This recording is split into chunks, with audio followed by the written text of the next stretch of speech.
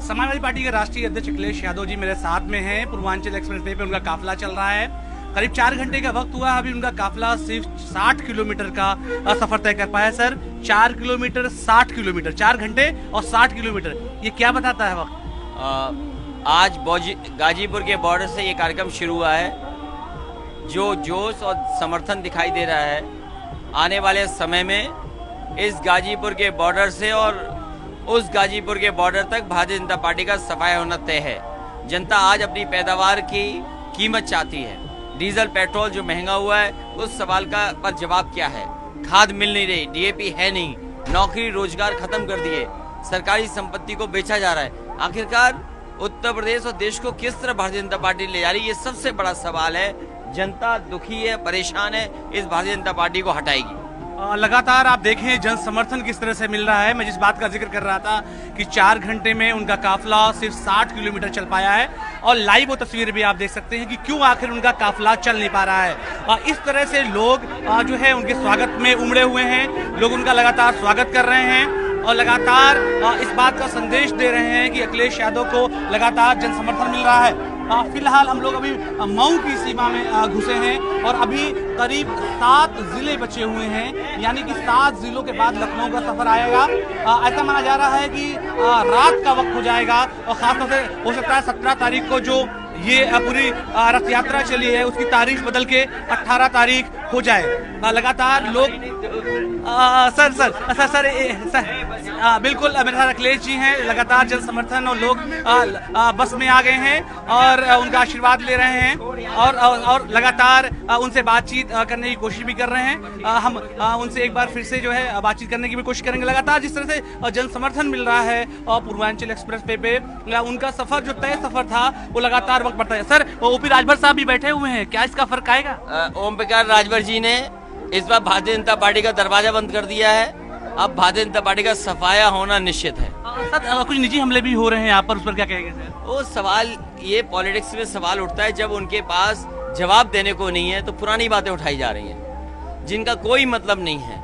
उत्तर प्रदेश के विकास के लिए, पूर्वांचल के विकास के लिए ये पूर्वांचल एक्सप्रेसवे समाजवादी पार्टी की देन है और इसीलिए जनता समर्थन में, जनता खुशी में और जनता ये बताने के लिए कि समाजवादियों का बनाया हुआ इसलिए सड़कों पर है।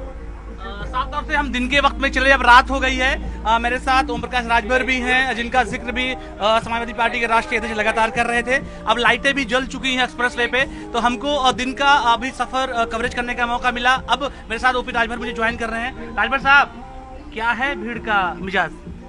आपके सामने है, उत्तर प्रदेश की जनता बदलाव चाहती है। महंगाई से ऊब चुकी है, भ्रष्टाचार से ऊब चुकी है, नौजवान रोजगार के लिए परेशान है और पत्रकार परेशान, किसान परेशान, व्यापारी परेशान, हर वर्ग परेशान है। जिसको लेकर के आप देख रहे हैं कि अभी तो ये आंधी चल रही है, आने वाले चुनाव के सूचना जारी होते होते ये भीड़ तूफान में बदल जाएगी और ये वोट की चोट से भारतीय जनता पार्टी को सत्ता से बेदखल करेगी। मैं 3 साल पहले ही कह चुका हूं कि भारतीय जनता पार्टी को सत्ता से बेदखल करूंगा। अब देखिए, हम अखिलेश जी के रथ पर सवार हैं। आपके सामने हुजूम दिखाई दे रहा है। हम अभी 60 किलोमीटर चले हैं, 4 घंटा हो गया। आप 500-500 मीटर, 100-100 मीटर पर हजारों की संख्या में लोग खड़े होकर के माला लेकर के स्वागत में खड़े हैं। तो जनता अपने हक के लिए अब तैयार है। अब हिंदू मुसलमान की लड़ाई नहीं, मंदिर मस्जिद की लड़ाई नहीं।